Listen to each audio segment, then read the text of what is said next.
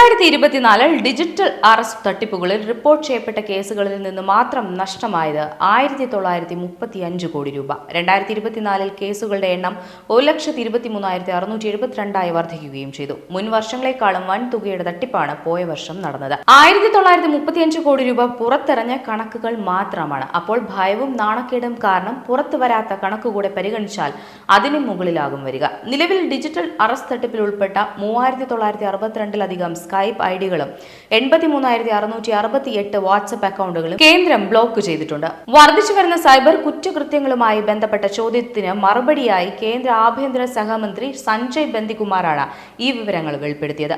നിയമപാലകരായി ആൾമാറാട്ടം നടത്തിയ വ്യക്തികളെ കബളിപ്പിക്കാനും ഇരകളോട് പണം കൈമാറാൻ നിർബന്ധിക്കാനും വ്യാജ അക്കൗണ്ടുകൾ ഉപയോഗിക്കുന്നുണ്ടെന്നും അദ്ദേഹം വിശദീകരിച്ചു. 2022-നും 2024-നും ഇടയിൽ രാജ്യത്ത് ഡിജിറ്റൽ അറസ്റ്റ് തട്ടിപ്പുകളുടെയും അനുബന്ധ സൈബർ കുറ്റകൃത്യങ്ങളുടെയും എണ്ണം ഏകദേശം 3 ഇരട്ടിയായെന്നും കേന്ദ്ര സർക്കാർ അറിയിച്ചു. 2022-ൽ 39,925 സംഭവങ്ങളാണ് റിപ്പോർട്ട് ചെയ്തത്. ആകെ 91.14 കോടി രൂപയുടെ തട്ടിപ്പ്.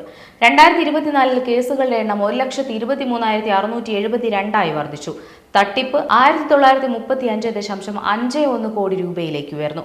2025 ഫെബ്രുവരി 28 വരെ 210.21 കോടി രൂപയുമായി ബന്ധപ്പെട്ട 17,718 കേസുകൾ റിപ്പോർട്ട് ചെയ്തിട്ടുണ്ട്. ഇതുവരെ 7.81 ലക്ഷത്തിലധികം സിം കാർഡുകളും 2,08,469 IMEIകളും ബ്ലോക്ക് ചെയ്തതായും സർക്കാർ അറിയിച്ചു.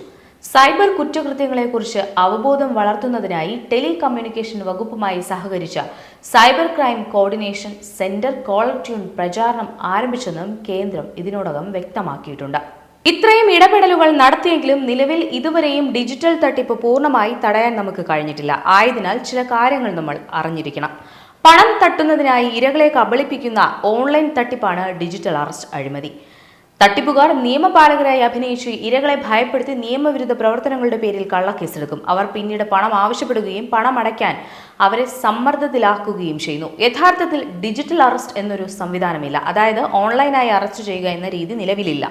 എന്നിട്ടും നിരവധി പേരാണ് ഇതിൽ അകപ്പെട്ടു പോകുന്നത്. മയക്കുമരുന്ന് കടത്ത് അല്ലെങ്കിൽ കള്ളപ്പണം വെളുപ്പിക്കൽ പോലുള്ള കുറ്റകൃത്യങ്ങളിൽ അവർ ഉൾപ്പെട്ടിട്ടുണ്ടെന്ന് ഇരകളെ അറിയിച്ചുകൊണ്ടുള്ള കോളുകളായിരിക്കും ആദ്യം വരുന്നത്. പിന്നീട് വീഡിയോകളിലൂടെ ബന്ധപ്പെടാൻ തുടങ്ങും. ജയിൽവാസം പോലുള്ള ഗുരുതരമായ പ്രത്യാഘാതങ്ങളെക്കുറിച്ചുള്ള ഭയം തട്ടിപ്പുകാർ സൃഷ്ടിക്കുന്നു. വ്യാജ യൂണിഫോം, ID കാർഡുകൾ, രേഖകൾ തുടങ്ങിയവ തട്ടിപ്പുകാർ ഇതിനായി ഉപയോഗിക്കും. ആധികാരികമായി തോന്നിപ്പിക്കുന്നതിനായി അവർ ഗവൺമെന്റ് ഓഫീസ് ക്രമീകരണങ്ങൾ പോലും അനുകരിച്ചേക്കാം. സാഹചര്യത്തെക്കുറിച്ച് ആരോടും വെളിപ്പെടുത്തരുതെന്നുള്ള മുന്നറിയിപ്പും നൽകും. കേസിൽ നിന്നും രക്ഷപ്പെടാൻ നിശ്ചിത തുക കൈമാറണമെന്ന് ആവശ്യപ്പെടും. തട്ടിപ്പുകാർ നൽകുന്ന അക്കൗണ്ടുകളിലേക്ക് ഇരകൾ പണം കൈമാറുന്നു. അത് കഴിഞ്ഞാൽ പിന്നെ തട്ടിപ്പുകാരുടെ പൊടി പോലും കാണില്ല. ഈ വഞ്ചനയിൽ നിന്ന് സ്വയം പരിരക്ഷിക്കാനുള്ള ഏറ്റവും പ്രധാനപ്പെട്ട മാർഗം ഇതിനെപ്പറ്റി ബോധവാനായിരിക്കുക എന്നതാണ്. ഇത്തരം കുറ്റകൃത്യങ്ങൾക്കെതിരെ എപ്പോഴും ജാഗരൂകരായിരിക്കുക. നിങ്ങൾ ഇതുപോലെ ഏതെങ്കിലും കുറ്റകൃത്യങ്ങളിൽ പെട്ടിട്ടുണ്ടെന്ന് പറഞ്ഞ് കോളുകൾ വരുമ്പോൾ യഥാർത്ഥ നിയമനിർവഹണ ഏജൻസി ഉദ്യോഗസ്ഥർ ഒരിക്കലും പേയ്മെന്റോ ബാങ്കിംഗ് വിശദാംശങ്ങളോ ആവശ്യപ്പെടില്ലെന്ന് ഓർക്കുക. വ്യക്തിഗത വിവരങ്ങൾ പങ്കിടുന്നത് ഒഴിവാക്കുക. ഫോണിലൂടെയോ വീഡിയോ കോളുകളിലൂടെയോ പ്രത്യേകിച്ച് അജ്ഞാത നമ്പറുകളിലേക്ക് ഒരിക്കലും രഹസ്യ സ്വഭാവമുള്ള വ്യക്തിപരമായ സാമ്പത്തികമോ ആയ വിശദാംശങ്ങൾ വെളിപ്പെടുത്തരുത്. സൈബർ കുറ്റവാളികൾ നൽകുന്ന സമ്മർദ്ദ തന്ത്രങ്ങൾക്ക് വഴങ്ങരുത്. സംഭവം ലോക്കൽ പോലീസിനെയോ സൈബർ ക്രൈം അധികൃതരെയോ അറിയിക്കുക. കോളിനെ കുറിച്ച് നിങ്ങൾക്ക് സംശയമുണ്ടെങ്കിൽ അവർ പരാമർശിക്കുന്ന ബന്ധപ്പെട്ട ഏജൻസിയെ നേരിട്ട് ബന്ധപ്പെട്ട് അവരുടെ ഐഡന്റിറ്റി സ്ഥിരീകരിക്കുക.